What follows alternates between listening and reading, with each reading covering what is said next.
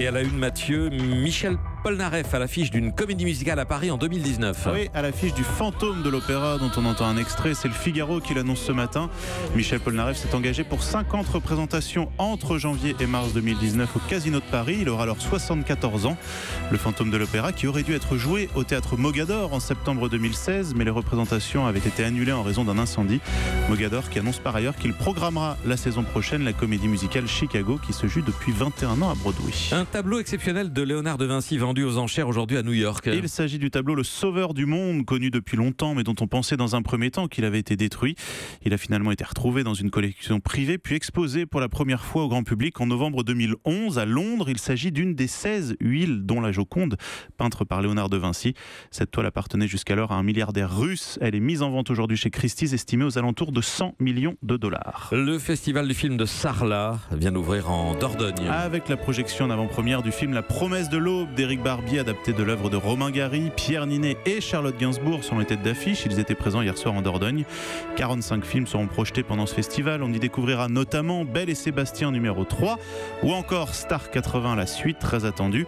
Le festival du film de Sarlat, c'est jusqu'à dimanche. Et puisqu'on parle cinéma, je vous glisse également que Coco, le Disney Pixar de Noël, sort aujourd'hui au Grand Rex à Paris. You make me un poco loco, un poquitito loco, the way you keep me guessing, I'm nodding and I'm Ça se passe au Mexique, c'est l'histoire d'un petit garçon qui doit choisir entre sa famille et sa passion pour la musique. C'est bien. C'est très bien, nous en reparlerons parce que ça sort dans 15 jours dans toute la France. Mais pour les Parisiens, vous pouvez déjà aller le voir au Grand Rex à Paris avec, vous savez, les grandes eaux traditionnelles depuis plusieurs années maintenant. Merci pour le conseil. Mathieu Charrier, il y a des enfants et des parents... 6-7 ans minimum, hein. C'est un Disney de Noël un petit peu plus adulte. Des parents qui nous écoutent forcément. Plusieurs sorties de livres à noter aujourd'hui. On commence par le témoignage de la mère d'Harry Potter. Ah oui, la célèbre romancière J.K. Rowling, publiée aux éditions Grasset, un témoignage personnel et émouvant issu d'un discours qu'elle avait prononcé devant les étudiants d'Harvard et dans lequel elle raconte les échecs de sa vie, sa dépression qui l'ont poussée à écrire Harry Potter et à devenir au passage la femme la plus riche d'Angleterre.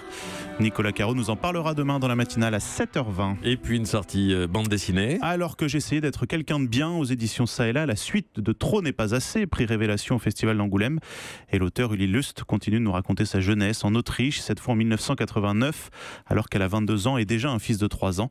Récit intime, émotionnel, troublant. Alors que j'essayais d'être quelqu'un de bien, c'est le titre. Enfin, un restaurant ABBA va ouvrir à Londres. Eh oui, vous êtes, Ah bon? ça vous surprend. Porté par la star suédoise Björn Ulvaeus, ex-membre d'ABBA.